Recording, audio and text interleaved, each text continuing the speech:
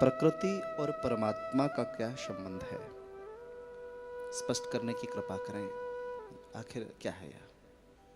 देखिए, प्रकृति को माया के रूप में बताया गया है और पुरुष परमात्मा है। अगर आप शिव पुराण के अनुसार देखें तो आप जो शिवलिंग है उसमें जो जलहरी है उसे प्रकृति माना गया है, और जो ऊपर में व्यावर्ताकार आकार है वो शिवलिंग है, वो उसे पुरुष माना गया है। तो माया और पुरुष, क्योंकि जब निर्गुण निराकार अव्यक्त अगोचर परमात्मा जब सगुण साकार होने की अभिलाषा अव्यक्त करता है तो चिद शक्ति में माया का आवर्धान करता है, और उस माया के आवर्धान करने से ही तीन प्रकार के पहले महातत्व की उत्पत्ति होती है, और महातत्व से तीन गुणों की उत्पत्ति होती है, सतोगुण, रजोगुण और तमोगुण। तो ब्रह्मा जी ने सृष्टि प्रारंभ करने के पहले पांच प्रकार की माया का, तम, अविद्या आदि का निर्माण किया है। इसलिए जैसे कि धान हम पैदा करते हैं तो हम आपको प्रकृति और प्रकृति क्या है, ये माया क्या है, इसको हम बताने का प्रयास कर रहे हैं। कि जैसे कि चावल है, इसको हम पूजन में जब रखते हैं तो अक्षत कहते हैं, या जिसको हम पकाते हैं खाते हैं उसे अक्षत कहते हैं। अक्षत माने जिसका कभी क्षय ना होता। लेकिन क्या आप खेत में उस चावल को डाल करके खेती पैदा कर सकते हैं, धान उगा सकते हैं?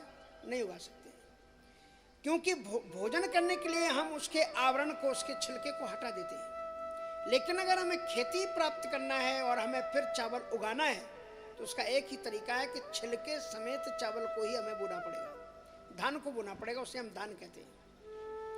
तो जिसमें गर्भाधान होता है उस वही माया है, वही प्रकृति है, और उसे जब हटा दिया जाता है तो प्रकृति से रहित आत्मा हो जाती है। इसलिए प्रकृति माया है, और इस माया के दो रूप हैं, विद्या अपर अविद्या दो माया।